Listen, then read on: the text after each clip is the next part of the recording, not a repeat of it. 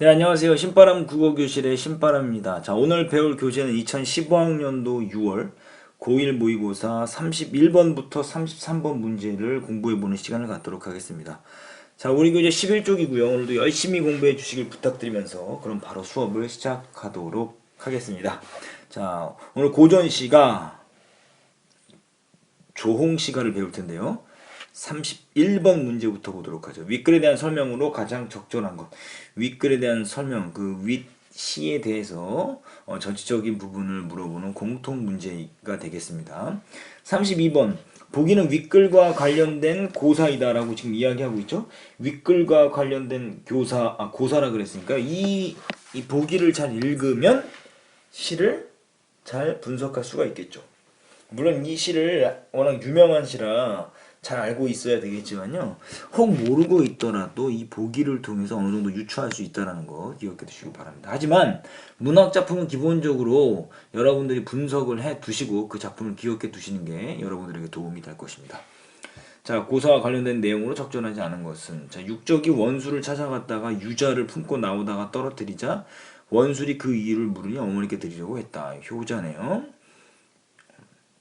회귤고사를 이야기하고 있고요.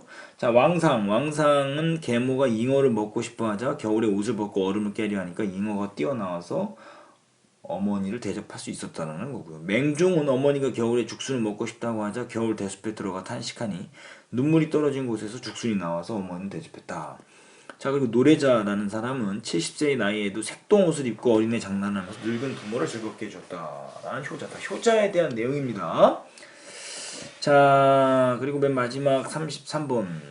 보기의 밑줄친 부분을 바탕으로 윗글을 이해한 내용으로 적절하지 않은 것은. 자, 보기 꼭 읽어야 되겠죠? 힌트가 되는 겁니다.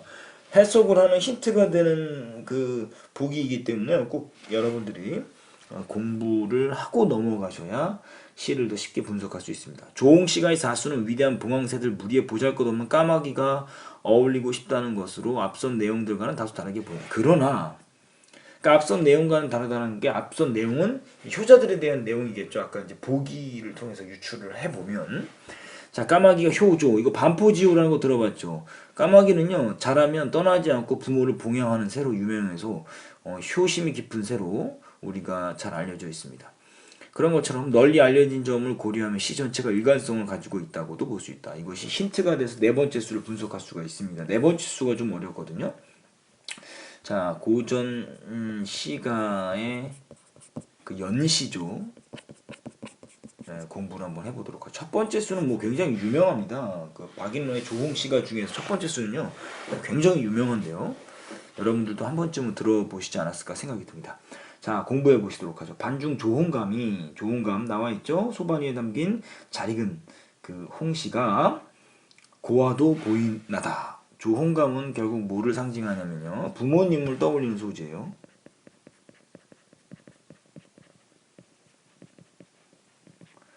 조홍감을 보고 부모님을 생각했어요. 유자이 아니라도 이것은 이제 주격조사인데요. 그 당시에는 그 주격조사가 이밖에 없었기 때문에 유자가라고 지금 해석해 주시면 좋겠습니다. 유자가 아니라도 품음직하다마는 유자가 귤이 아니어도 나도 품을 수 있겠지만 품어가도 반길이 없으니 없을세 글로 그것으로 인해 그러니까 이 반길이라는 것은 이제 부모님이겠죠. 반길 부모님이 없어서 글로 그것으로 서러워하노라. 요 기역 니은으로 묶은 부분 뭐와 관련된 한자서 나옵니까? 풍수지탄. 부모님께 효도를 다하지 못한 것에 대한 한탄을 이야기하고 있는 굉장히 유명한 시조입니다. 그러니까 이거는 육적이 원수를 찾아갔다가 아까 보기에서 나왔던 32번 보기에서 나왔던 그 고사의 내용을 담고 있는 거예요. 그러니까 부모님께 효도하지 못한 것에 대한 후회를 담고 있는 게 첫 번째 수고요. 두 번째. 왕상의 잉어 잡고 이제 겨울에 얼음을 깨고 잉어를 잡아다가 어머니를 대접했다라는 거 아까 나왔고 맹종이 죽순 눈물을 흘려서 겨울 대숲에서 죽순을 얻어서 어머님을 대접했고 검던 머리 희도록 노래자 색동옷을 70세 입고 부모님을 위해서 뭐 했어요? 재롱을 비운 노래자. 다 이런 그 왕상, 맹종, 노래자 이런 사람들의 공통점은 다 뭡니까?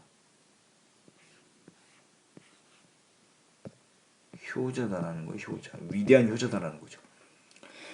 그 일생의 양지성효 밑에 나와 있죠. 그 정성스러운 효성을 증자같이 하리다. 증자는요. 그 공자의 제자로서요. 그 효심이 깊은 사람입니다. 이것도 효자예요, 결국. 결국 뭡니까?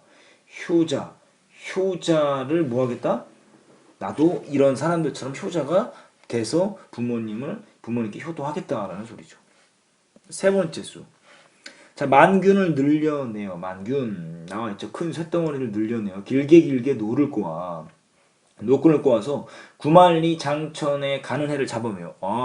긴 쇳덩이를 늘려내서 노끈을 만들어서 지금 뭐 하는 거야? 해를 잡아맨다라는 거죠. 이거 가능합니까?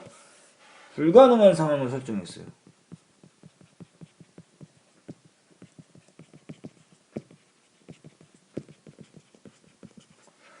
자, 불가능한 상황 설정을 해서 뭐 하는 거예요? 자신의 소망을 강조하는 겁니다. 이 과장법이에요. 그럼 어떤 소망이 있는가? 마지막 종장이 나타납니다. 북당, 학벌, 쌍친. 북당, 부모님이 계신 안방에 그 머리가 흰 늙은 부모를 더디 늙게 하고 싶다라는 게 바로 뭡니까? 소망이에요. 결국 불가능한 상황, 큰 쇳덩어리를 길게 늘어서 노끈으로 만들어 새를 잡아매서 부모님이 늙는 것이 더디게 늙게 하고 싶다라는 소망을 강조하는 거죠. 자, 마지막 네 번째 수, 이제 33번에서 힌트가 됐었어요. 군봉, 그러니까 봉황의 무리가 모이는데 왜 까마귀 들어오니? 봉황은 좋은 것, 그 까마귀는 뭔가 보잘것없는 것이죠. 이렇게 들어오니까 봉황이 모여 있는 곳에 까마귀 한 마리가 들어오니까 백옥 쌓인 곳에 돌 하나 갔다. 백옥과 돌은 이제 각각 군봉과 외까마귀를 상징하겠죠? 그러니까 어울리지 않아. 백옥 쌓인 곳에 돌 하나 있는 게 어울리겠어요? 어울리지 않지만 두어라. 봉황도 비조와 류신이 나는 새와 같은 한 종류의 새니 나는 새와 같은 한 종류니까 모셔놓은들 어떠하리. 그러니까 이 군봉이라는 것은 결국 뭡니까? 위대한 효자들 앞에서 말했던 이제 뭐 육적 그리고 왕상 맹종 노래자 뭐 증자 같은 사람들이라면 외까마귀는 누굴 말하는 거예요? 시적 화자를 말하는 거예요. 나도 결국 이런 화자와 이런 위대한 효자들처럼 나도 부모님께 뭐 하고 싶다? 효도하고 싶다라는 겁니다. 그래서 결국 약간은 이게 1, 2, 3수에 비해서 이질적인 느낌을 받을 수 있지만 사실은 이질적인 것이 아니라 자기도 그런 사람들을 닮아서 뭐 하고 싶다? 부모님께 효도하고 싶다라는 내용을 하고 있는 겁니다. 이 조홍시가라는 제목 자체가 뭡니까? 어머니를 그리워하는 마음을 담은 시조다라는 거죠. 자, 이렇게 해서 분석이 다 끝났습니다. 결국 어머님에 대한 효도를 하고 싶은 마음을 나타낸 조홍씨가 분석 마무리됐고요. 31번 문제, 윗글에 대한 설명으로 가장 적절한 것. 첫 번째 수에서 계절적 배경 있습니까? 없어요. 안 됩니다. 두 번째 수에서는 선경 후정, 먼저 경치를 이야기하고 그 다음에 정서를 이야기한 방식. 아니죠. 효자들의 예를 쭉쭉쭉 들었을 뿐이에요. 3번, 3수에서는 불가능한 상황 설정 했죠. 뭡니까? 큰 새덩어리로 노끈을 만들어서 해를 잡아두는 것. 맞지요.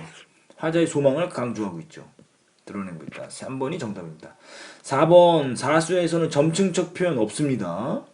1수와 3수에서는 자연물을 활용하여 이건 있어요. 자연물을 활용했어요. 첫 번째 수 뭐 유자가 있고요. 세 번째 수 뭐 해 이런 건 있지만 그걸 통해 삶의 무상감을 나타내는 게 아닙니다. 효를 나타내는 거죠. 정답은 3번이고요. 32번 보긴 읽었었으니까 바로 답지 들어가시면요. 1번 조홍감을 보고 화자는 육적의 유자를 떠올렸다. 가능하죠. 왕상의 잉어는 어려움을 감수하면서까지 효를 실천하고자 하는 화자의 의지. 맞지요. 3번 맹종이 대숲에서 눈물을 흘리는 것. 왜요? 겨울에 어머니께서 죽순이 드시고 싶다고 하는데 드릴 수 없어서 흘리는 눈물이죠, 이거는. 그리고 화자가 조홍감을 보고 서러워하는 것. 효도하고자 하는데 부모님이 계시지 않아서 서러워하는 거죠. 모두 부모님이 원하시는 걸 얻지 못했기 때문에 이게 틀린 거죠. 맹종 같은 경우는 부모님이 원하는 것을 얻지 못해서 흘리는 눈물은 맞지만 화자가 좋은 감을 보고서는 이런 게 아니다라는 거예요. 그래서 3번이 틀렸다라는 거죠. 효도하고 싶지만 효도할 수 없는 것에 대한 탄식이 바로 화자의 그 서러움입니다. 3번이 틀린 거고요. 4번은 노래자가 옷을 입는다는 것은 부모님을 위해서라면 화자가 나이에 맞지 않는 일도 할 수 있다. 맞고요. 5번 화자는 왕상과 노래자가 효를 실천하는 방법은 다르지만 양지성효라는 점에서 공통점. 맞다. 양지성효라는 뜻은 뭐라 그랬어요? 부모님께 정성스럽게 효를 하는 것이다. 그러니까 맞죠, 그거는. 33번 보기 읽었으니까 바로 답지 넘어갑니다. 자, 군봉은 그 봉황새 무리는 제2수에서 언급된 효를 실천한 위대한 사람들을 볼 수 있겠어. 맞지요? 육적, 왕상, 맹종, 노래자 뭐 이런 증자 이런 사람들 맞죠. 외까마귀는 부모님께 효도를 다하고자 하는 화자의 모습 맞고요. 100억 쌓인 곳에 돌 하나 갔다는 것은 화자가 부모님께 불효한 것에 대한 자책 그게 아니라 부모님께 불효한 것에 대한 자책이 아니라 아까 뭐라 그랬어요 선생님이. 자 100억은 위대한 효자들을 상징하고 돌은 뭐예요? 바로 화자를 상징합니다. 그렇죠? 그러니까 3번이 틀렸습니다. 그래서 여러분들이 3번이 틀렸다는 걸 여러분들이 정리를 잘 해두실 수 있는 거죠. 다시 말하면 역사적으로 위대한 효자들 사이에 내가 껴들었다는 겁니다. 4번 봉황도 비주에 유라고 한 것은 위대한 효자도 화자와 같은 인간이라는 점을 이야기하는 것으로 볼 수 있겠어? 가능하고요. 5번 봉황을 모셔 논다는 것은 효자로 이름난 사람을 본받고 싶어하는 마음을 담고 있다고 볼 수 있다. 맞습니다. 이렇게 해서 정답이 3번입니다. 고전 시간은요 작품이 나올 때 꼭 정리해 두시고요. 작품을요 잘 정리해 두시는 게 필요합니다. 문학 작품은요. 그래서 잘 정리해 두시고 이 작품의 개략적인 주제와 표현 방법 이런 것들을 잘 정리해 두시길 부탁드립니다. 자 31번부터 33번 문제 오늘 공부했는데요. 틀린 부분이 있다면 다시 한번 수정 보완하시고 여러분들의 사고의 오류를 수정하시길 부탁드립니다.